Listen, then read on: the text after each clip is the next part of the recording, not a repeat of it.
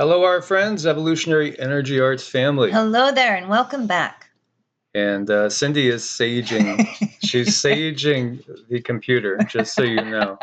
Well, I don't know. I feel like it needs it. I've seen a couple things lurking this morning, so.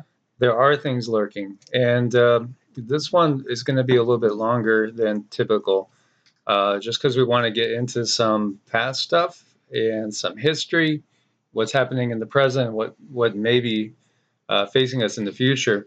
So we see here NATO press conference interrupted as jets scrambled over inbound Russian fighter alert. And, it almost looks scripted, and that they bring this up. And again, this is Zero Hedge. They bring up the question, was this scripted? Because what happens is you see, if you watch this clip, that it's like all of a sudden there's an alert, and they're right here on the podium in front of a fighter. They break down the podium, and the fighter jet has to take off and scramble in order to monitor some Russian jets' movements in the area. Very dramatic, very, very dramatic. And by the way, every time I get rid of this, and I have an ad blocker on here, every time I get rid of any of the ads, they come back up in like 5 seconds. It's annoying, but it is what it is. Sorry, guys. Yeah, sorry, guys. So we'll focus on the center point here. And, that's really curious, what we're seeing here. And after the two leaders were rushed off with a pilot seen in the background jumping into the NATO fighter, the staff quickly moved flags out of the way, the lecterns out of the plane's path as it prepared to taxi for takeoff. The Lithuanian president was later quoted by a national broadcaster saying, "Our press conference was interrupted by a real call. You see, everything works out great. I confirm that the fighter jets took off in less than 15 minutes of receiving the alarm." So we have seen how the process works. And, this is going over the newest NATO members, Baltic members. Lithuania, along with Estonia and Latvia, joined NATO in 2004. And again, these countries that were under the Soviet Union or their sphere of influence that are now under NATO sphere. Lithuania has become a central NATO outpost in the Baltics for confronting Russia, the latter which frequently sends patrol jets across the region, especially in order to warn against further NATO encroachment on Russia's western border. As for Thursday's strange press conference incident, NATO didn't immediately confirm the identity of the foreign aircraft in the area, but media reports widely reported a Russian incursion into the Baltic area. There's been so much going on right now as far as that goes. We see Russian bomber jets practice taking out targets with cruise missiles in the Arctic just weeks after warning the U.S. to steer clear. Of course, we've had all the exercises going on over in the Black Sea. And on that note, we see U.S. orders amphibious assault ship to Black Sea after Moscow warns tensions escalating dangerously in the waters off the coast of Russia. And yeah, we have had these exercises in the past, but not with all this extra stuff going on, and not at this level with this much tension. Mm-hmm. I know. This is just the intent. The tension keeps increasing and increasing, and just when I think, wow, it can't get much more, something more happens. So it's about waiting for that straw to break on the camel's back. Yeah, American sailors at the helm of a naval landing vessel have charted course for the Black Sea to take part in the war games alongside other NATO forces. The U.S. Sixth Fleet has announced on Thursday, amid fears of conflict in the region. According to commanders, the U.S. naval ship Yuma, a Spearhead-class expeditionary fast transport craft, began its northbound transit into the Black Sea to operate with our NATO allies and partners. Twin-hulled catamaran is able to transport a whole company of U.S. Marines and is equipped with both a flight deck and a ramp to allow armored vehicles to rapidly roll into battle. And this is all part of the colossal sea breeze exercises ongoing. with personnel from 32 separate nations, including Ukraine, UK, France, Poland, Georgia, Senegal, South Korea, Pakistan, Japan, Morocco, and others. Interesting, interesting. Everything that we're seeing here, and this is a picture of the Yuma. It feels like, this time is a little bit different. I really feel like it is a little different. Not that this is going to turn into WW3, but the potential is much, much higher now. There is a great potential, because it just seems like they're swatting bigger hornets' nests. They're poking the grizzly, in a little more annoying way, it seems. Yeah, and you don't want to poke a grizzly. There was, unfortunately, a woman in Montana who was from California that actually got pulled out of her tent by a grizzly just a few days ago, so unfortunately, and she's no longer with us. Yeah. And this is a big bear that's being poked here, and it's not one solitary bear. That's the point. Yeah. So we have the Pentagon warning of an increased potential for nuclear conflict in newly disclosed manual. The risk of regional conflicts between nuclear-armed nations is rising, according to a document prepared by the chairman of the Joint Chiefs of Staff, and this is the Warzone out of the drive. There's also, I'll give you the link. That'll take you so you could see and read what they're talking about.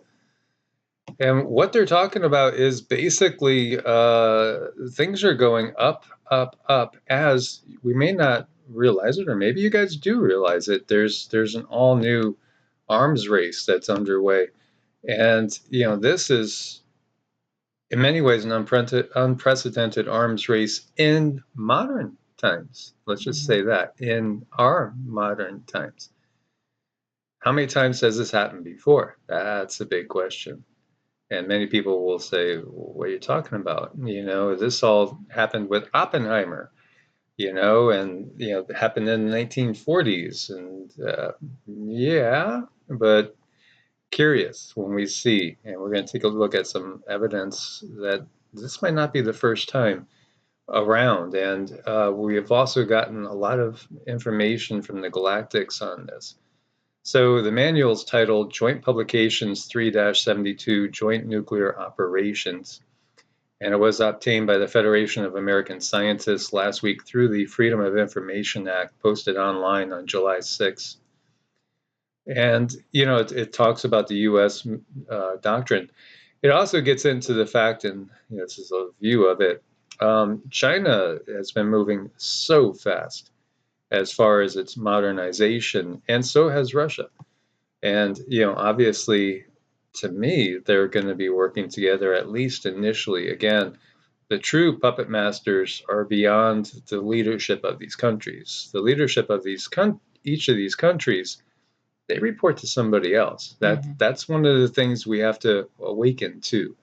It's not like, all the decisions are being made by Xi Jinping and Putin, or even their military advisors and other officials.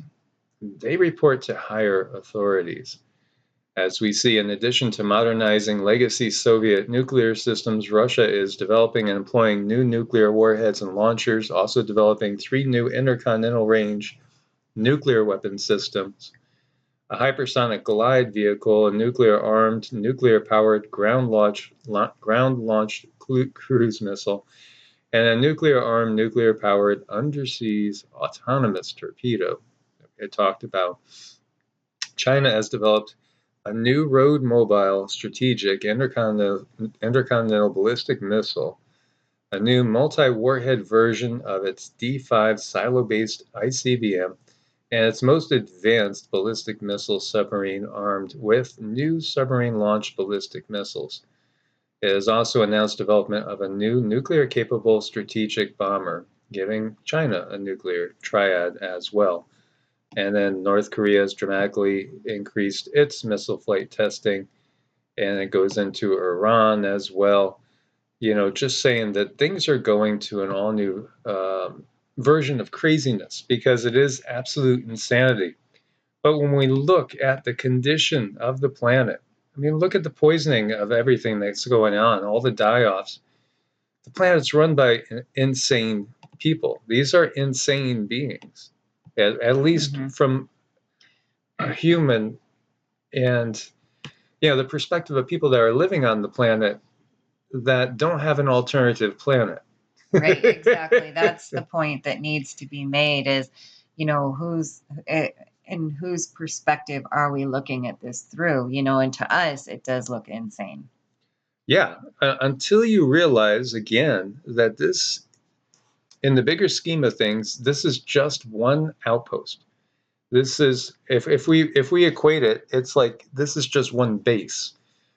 The U.S. has military bases in like 90% of the countries on the planet. So this is just like an outpost somewhere in Laos. That's all. Something that small. JB had once made a statement about Haiti saying that if it sank into the ocean, it wouldn't change their plans much, meaning the U.S.'s plans much. This is when he was much younger. He made that statement, and we'll talk about Haiti in a little while too. And it's kind of like that's the way it is as far as the Earth is concerned to the entities that are truly running the show. And we've talked about this stuff before, but it's good to keep covering it.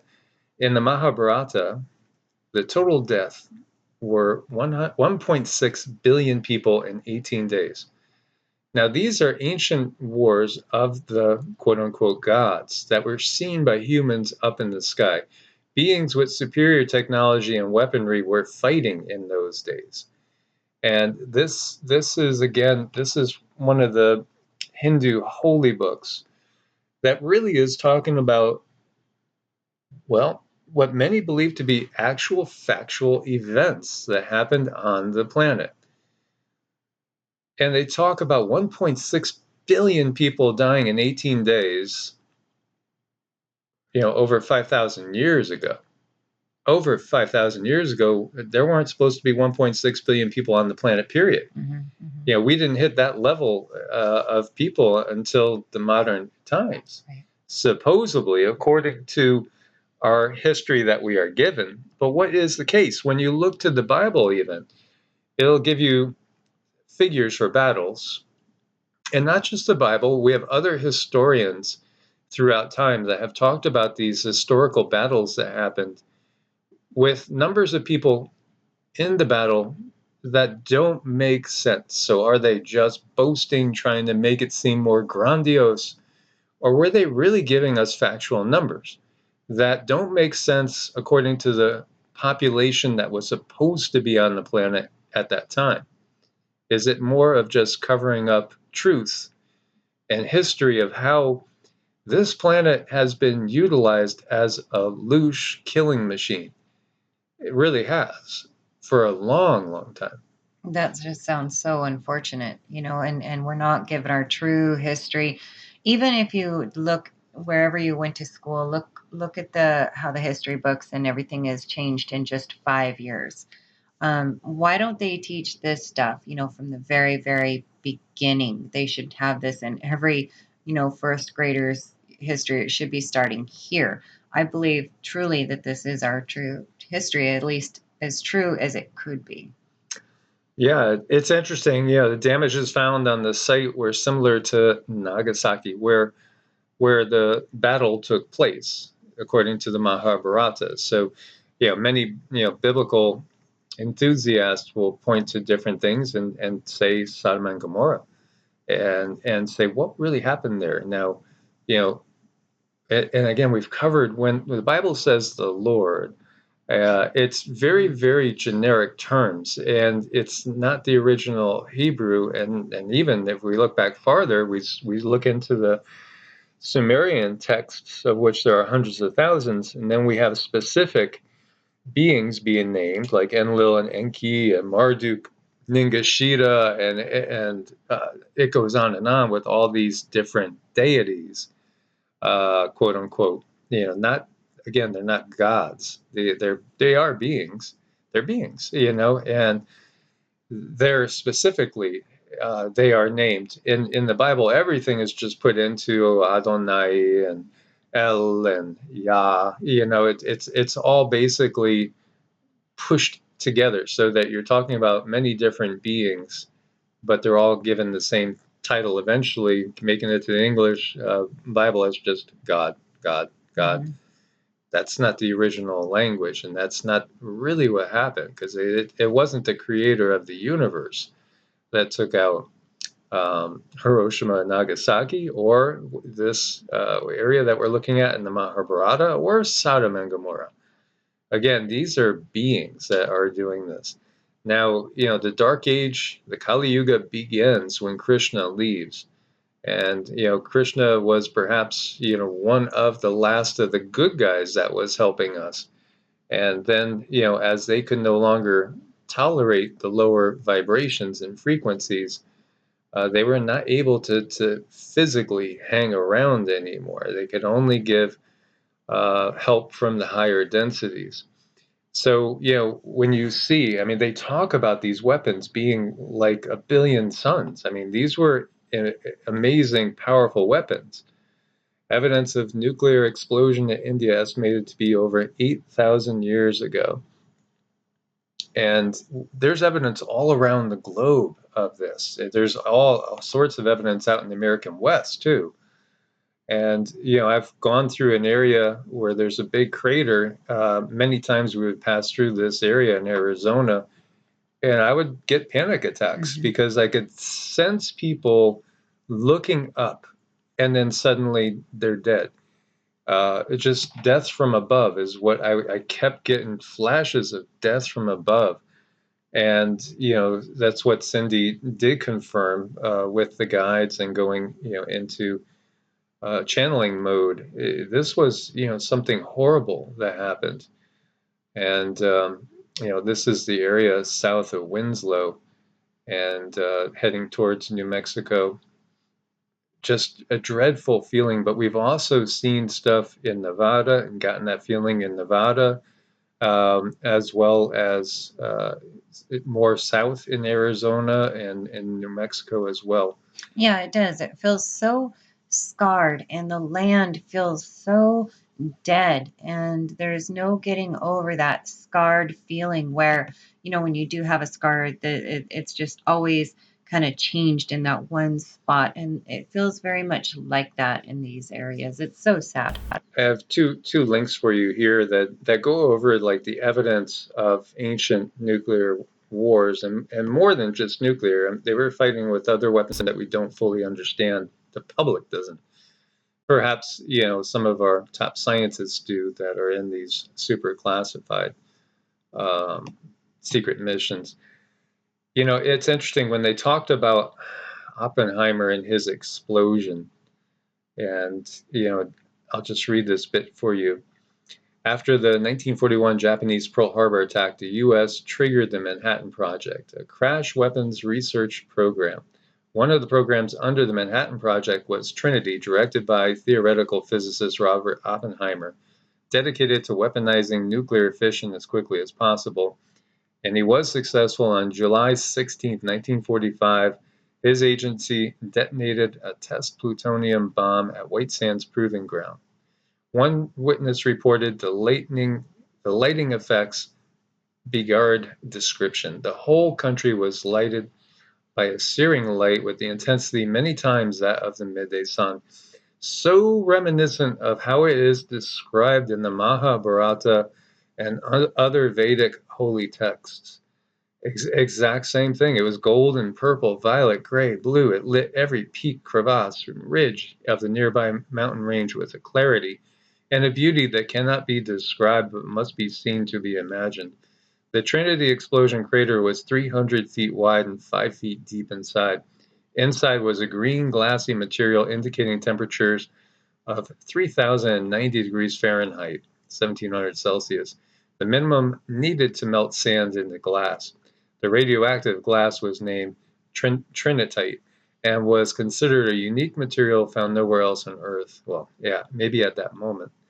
Later, when questioned whether Trinity was the first ever detonation of an atomic device, the inscrutable Oppenheimer replied, Yes, in modern times. Oh, that's a big statement. Mm-hmm. Yes, in modern times. So obviously he knew about the ancient wars. He knew, and he probably understood that the whole time we've been working with these extraterrestrial interdimensionals. So I'm sure he probably knew about that as well. That, I mean, what can you say about that? Yeah, in modern times. That's a massive statement. That's letting us know that it happened in the past. And there is evidence all over the planet of this. We have radioactive areas in the Sinai Peninsula too. And that's interesting. And as we've said, India and other places as well. These wars of the gods, and again, we that word just twists everything into nuts because you're talking about so many different categories of beings, and it's just like that little pet peeve when everybody or when people will say, "Yeah, they're all demons." It's like, oh my God, it just the idiocracy of that. It's just it's again, it's like saying everything that flies is a sparrow. There's so many different types of beings out there. And so there's so much evidence of this. And, of course, Hiroshima and Nagasaki did happen. And this glass is found in other places. You see Libyan desert glass here. In southern Iraq, it's been found as well. It's also been found in the Gobi Desert of Mongolia, along the ancient Silk Road in China. It's found in many different locations. So there's a lot of evidence of ancient nuclear wars. Was it possibly lightning strikes, by, well, in times similar to what we're going into, where we see increases in plasma, lowered magnetosphere? Maybe some of it, but it's so fascinating to look at these stories of these great battles. And then when we see, Mars itself, and we hear of that group of demigods or gods, the Gigi, that were on Mars that are the ones that rebelled and no longer wanted to work on Earth according to the Sumerian texts. And so Homo sapiens and perhaps other humanoid beings prior to Homo sapiens were first created. As we look at the human family tree and we say, well, what happened to Homo erectus, Homo habilis? What happened, to Neanderthal, Cro-Magnon, Denisovans, and we keep finding newer, more and more human species that seem to all of a sudden stop. Is it really natural selection? Is it really survival of the fittest? Well, Darwin was a 33rd degree Mason. But because of that, it doesn't mean that there isn't evolution. There is evolution. It's, again, a case where they take something that is true, like evolution, and they twist it in a way that distorts it. So we're not getting a clear picture on what is happening. But there's most definitely evidence of warfare on Mars, and we've gotten that, most definitely that is what happened. Mm-hmm. Yeah, it is. And it's very unfortunate with that too. And a lot of these things we need to understand our history is given to us from a very, very, very small age. So all the information coming in, we have to kind of discern it. We have to decipher it. We have to feel it. We have to ask, does this make sense? Does that make sense? And judge for yourself. A lot of times when things don't make any sense, usually they're not true. And it seems like the more the days go on, especially in recent days, things that we've been told are just not true. So we have to look at this through another lens, a different lens of what the heck happened so that we might know what can we expect. Yeah, exactly. And be aware, because we have seen, for instance, there has been disclosed times when extraterrestrial and interdimensional beings have popped around nuclear sites and turned them off. And that is a message. That's a definite message. We've gotten that from the galactics. They don't want to see this again. And part of it is because, and that's again, because it has happened in the past. And we've gone through this cycle many times. And as we've alluded to, the Hopi talk about this going into the fifth world. And what we've gotten from the galactics is it's many, many times more than just 5 times. This is something that goes back more, much farther than most people can comprehend. As we've seen these anomalies that are in rock strata that are millions of years old. Millions of years old. Things like metal spheres, which have been found in multiple places across the globe. We've seen obvious manufactured items that are millions and millions of years old. This has been going on far longer than most people realize and know. And so this kind of prison planet that we find ourselves in, so to speak. And again, doesn't mean we can't create bliss here. There have been um, different masters, different yogis that have risen to incredible heights, as we've talked about. Tens of thousands of Buddhist monks that have achieved a rainbow body and basically ascended.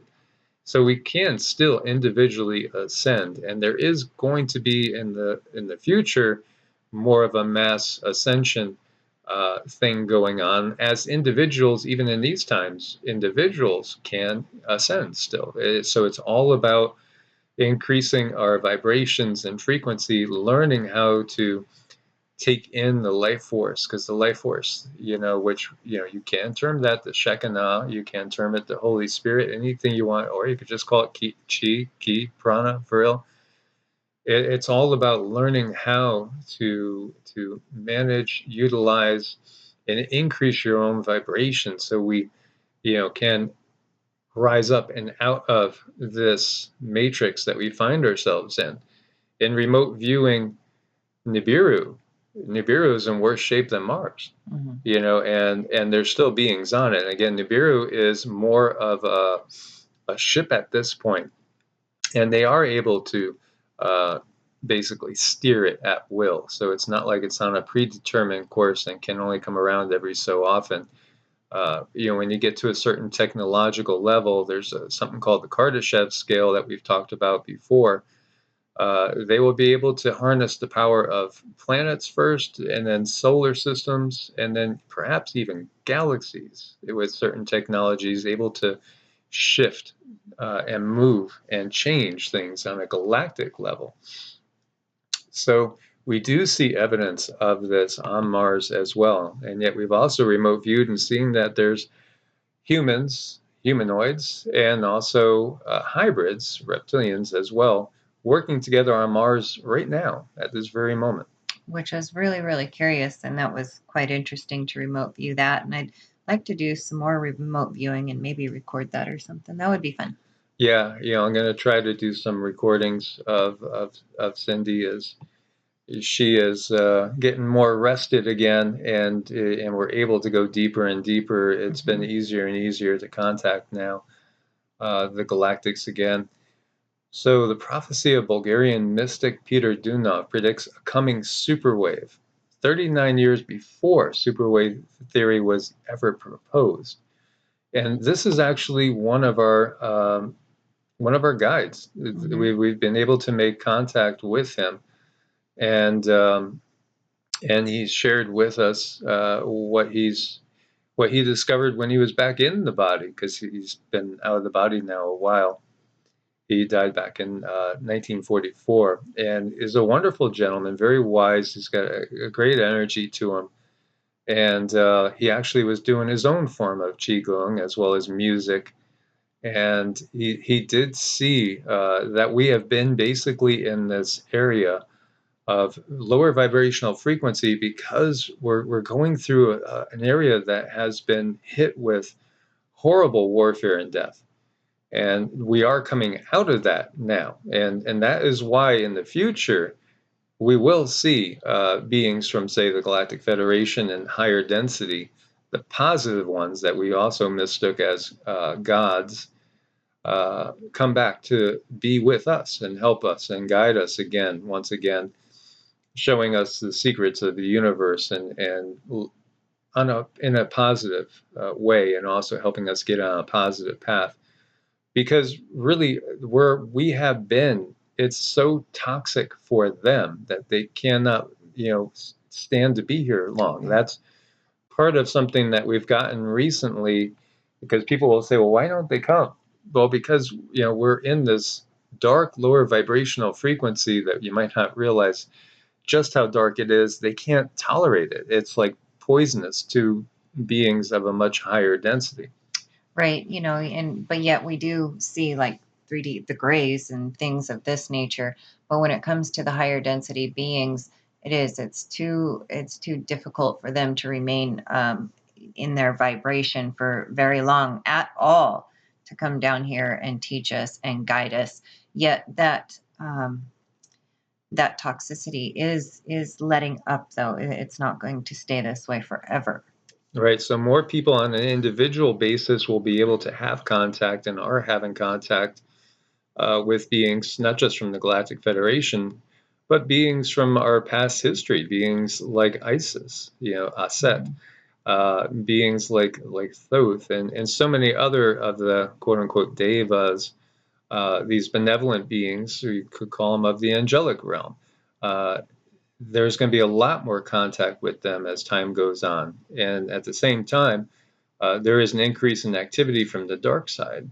And, we've gotten recently from the galactics that it's at such a level right now that as people that are coming awake, people that are truly ascending and coming awake, they have assigned to, each person that is awakening on the planet right now, basically a reptilian being to watch their every move and to harass them in every way possible.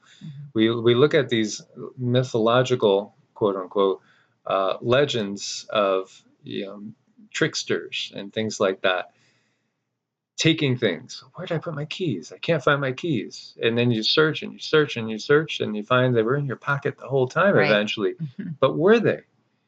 Little things to get us irritated, to get us into a bad mood, to get us to have fights. One of Cindy's daughters, Emma's very, very gifted, and she sees these beings. What does she call them? Angel goblins. Angel goblins, yes, that play tricks and just try to start fights. And then they stand back and they watch. And they laugh. So when you see these endless wars that are going on, think about, I wanted to use this equation. Nowadays, we might look at UFC fights, right? And we might watch the UFC fights, which can be so brutal and vicious, people pounding each other into oblivion. Look back to the ancient days of Rome and the Colosseum and fighters, fighting to the death, even sometimes being thrown to the lions. As we've heard, early Christians were being thrown to the lions. And then eventually they made their own version of Christianity and were throwing everybody else to the lions, just for sport, or watching like lions and bears fight just for sport. Well, these beings that we're talking about, these reptilians and others, there's other varieties of them as well. They watch the wars happening on Earth in a manner that we would watch a UFC fight. Just to give you an equation, that for them, it's just entertainment. And it's also louche. It's energetic nourishment that they actually can feed off of the misery and suffering of others. So, understand, why has warfare always been going on? Because it has been going on. If you look at history and you look at the history of this planet, there's nonstop warfare. Does that mean that man's heart's always twisted? I don't think it is at the core. I mean, honestly, I think that people would venture for peace if they were not being interfered with and manipulated with. Look to the Bible again. Go to the Tower of Babel. Hey, they're all united. We can't have this. Who knows what they're going to do? They're going to be like us. They're going to build a Shem, and they're going to go into space and explore, realize they're not alone. There's all sorts of cultures and civilizations. If they rise into higher vibrational frequency, they'll catch us out and know that we've been manipulating everything the whole time in order to keep them in a low frequency. So let's get down there, scatter them all over the place, and maybe that scattering was using weaponry that causes these green glass formations. Maybe the weaponry that was described in the Mahabharata.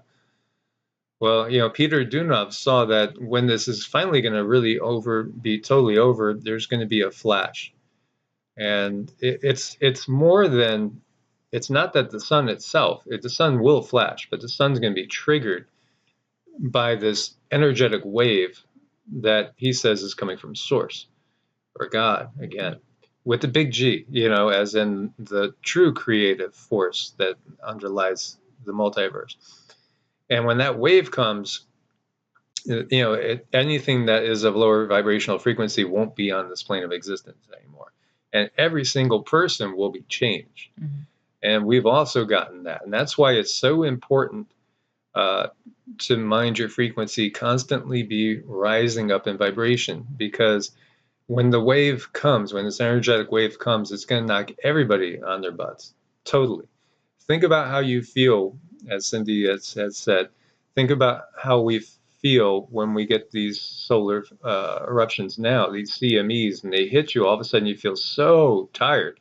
Well, when that happens, everybody's just going to drop like a rock. Yeah. And if your vibrational frequencies are not high enough, then your system will not be able to take it, and things like heart attacks, aneurysms, strokes, they're not going to make it. So you have to raise your vibrations. Right. There won't be the compatibility. So as the light does hit the body and move through the body, if you're not healthier, then it could be very, very difficult, to the point where you might, if you do wake up, then it might take you weeks or months to get back up to speed, to recover. Exactly, and we do feel like that big major wave is still a ways off, but we're going to have a series coming in. Mm-hmm. These waves are going to come in a series and just getting more and more intense over time till we get to the big one. So there is time to really work on ourselves. Now, many people have, say, for instance, stopped eating meat. Now, you could keep eating meat, Mm-hmm. but what we've gotten from the guides is you're not going to be able to really go up to the 5th density if you're weighing yourself down with that 3rd density vibration. And so, if you must eat meat, fish, again, is what they've said is acceptable. As far as not lowering your vibrations. And again, these are different times, and these cycles do come on regular basis. But these are different times. In the past, there was hunter-gatherers, they'd pray over the deer that they killed, and they give thanks to it. And they could use it for nourishment. We could still use it for nourishment. It's just that it's going to make it almost impossible to ascend. Mm-hmm. So, and there's other things out there which the powers that be know are going to make it almost impossible to ascend. And so, as we move forward, we want to avoid all these things. And I think you guys know what we're talking about when we're talking about the biggest issue out there, the single biggest issue out there. And so, we want to avoid that at all costs, because, again, one time, maybe you could overcome it. It's going to make it a lot more difficult. It is going to be a lot more work. 2 times, 3, it's going to get to be almost impossible. Again, it's like being on the Titanic. The Titanic's going down, and instead of having a life vest, it's going to be putting on a lead vest. Well, the amount of detoxing and the amount of energy work you'd have to do, I don't see how that would be sustainable if you do that other thing too many times. Yeah, so it's interesting, and then we'll check out some more stuff that's going on here. We see U.S. job openings hit a record 9.2 million, but businesses can't find enough workers to fill them. And we're also an aging society as well. Now, keep in mind that fertility rates have dropped 60%. It's pretty easy to see the bigger plan that is unfolding in front of our faces. Sperm counts have been dropping.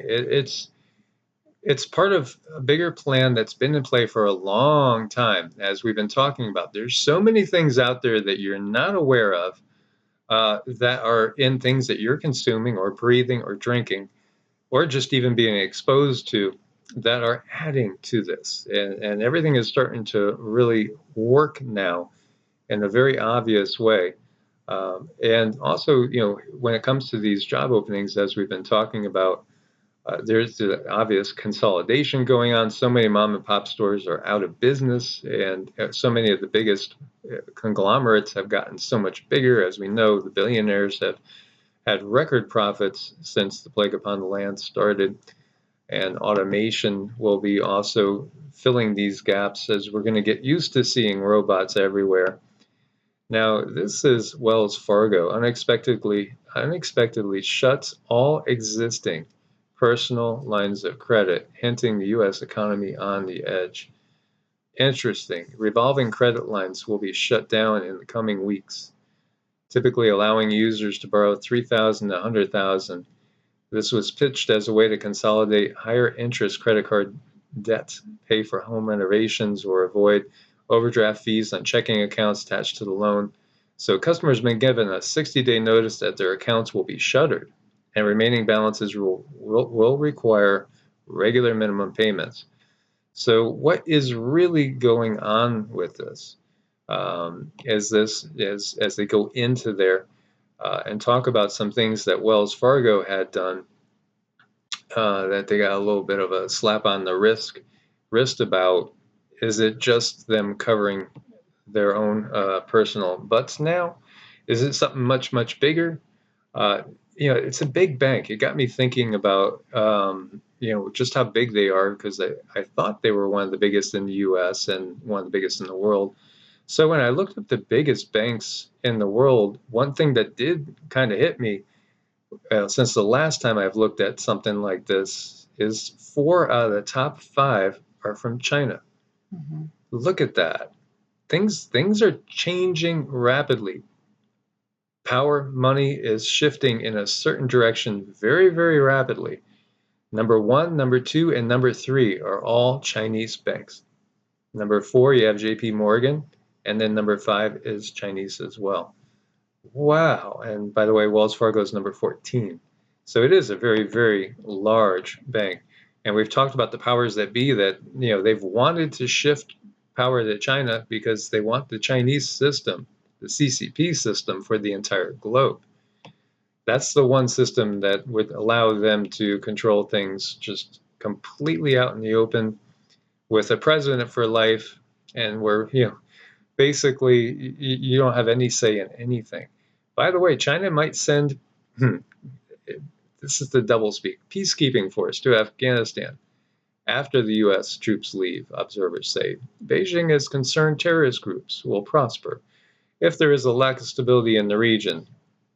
And so JB has said all troops will be out by September 11th totally.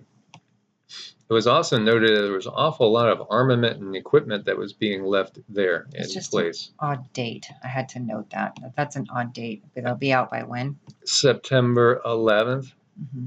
Yeah, good point. Good point, Cindy. Yeah. Yeah. So yeah, China sending a peacekeeping force to Afghanistan, and I was on record back in 2017. I think August or September. I had said this is what I've always gotten from the guides. It's going to be one global CCP system in place. As you see here, some photos talking the same thing. China filling the void, and this gets into the One Belt, One Road, and how the power structure is really, really changing. China seeks to connect 60 countries through land and sea using the Belt and Road Initiative. And again, obviously, this is the rising of the dragon that many will say was foretold in Revelations and all. And Afghanistan is strategic and key here. So it's just another sign of the times. And briefly, we talk about Haiti. So we had talked about the assassination of the president there. We see multiple gunmen killed and arrested in a firefight with suspected assassins. But who are they really? Did they really get the right ones, or are the right ones sitting on the beach right now? Are they getting debriefed? Where are they being debriefed? Mm-hmm. Where did they really come from? Where are they really now? Or maybe they were taken care of here. What do you guys think? And, you know, this was a video, and I know somebody recently uploaded this one. They're talking about how there are 21 different countries right now where China is having disputes with these countries over territory and claiming pieces of these different countries. 21 the different Tumen River. countries. 21 different nations, as you can see here, where they're claiming everywhere from Japan down to Indonesia, Cambodia, Thailand, Laos, Vietnam, Malaysia, Philippines, even North Korea.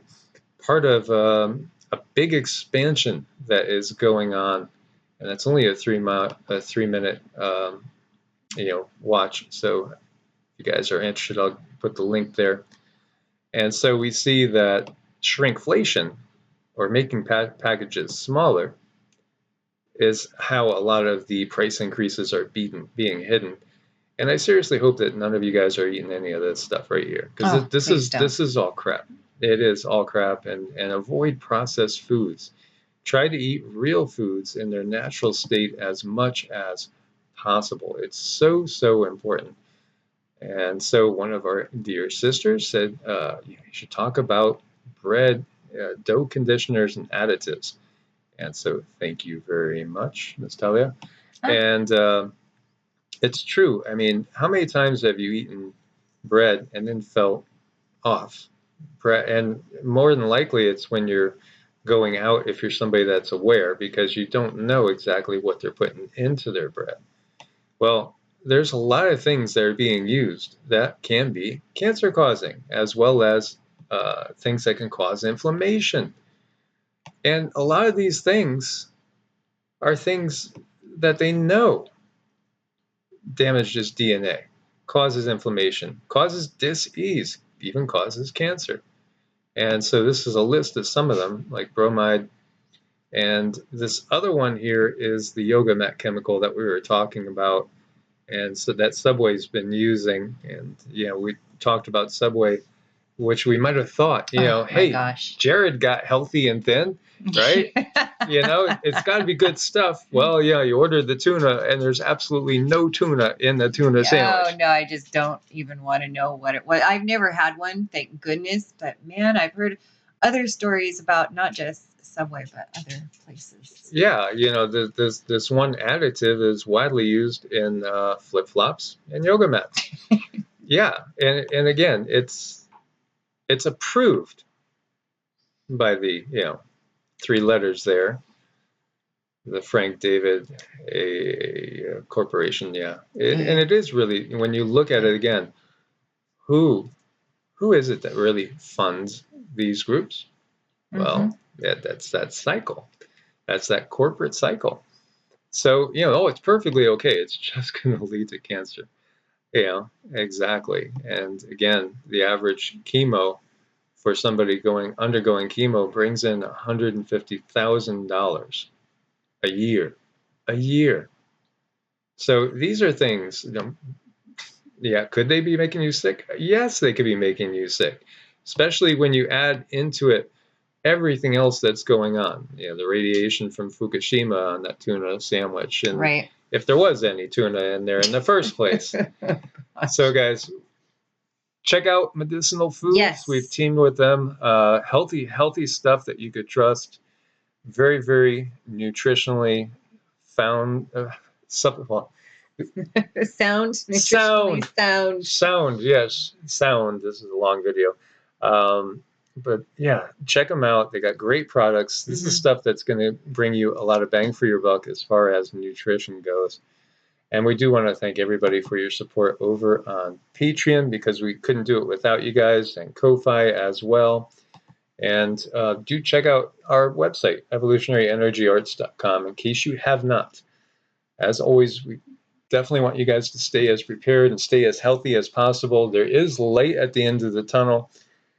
Keep your hopes up. Keep up the positive vibes. Recognize what's going on in the world. And again, with the videos, share. We got to wake people up.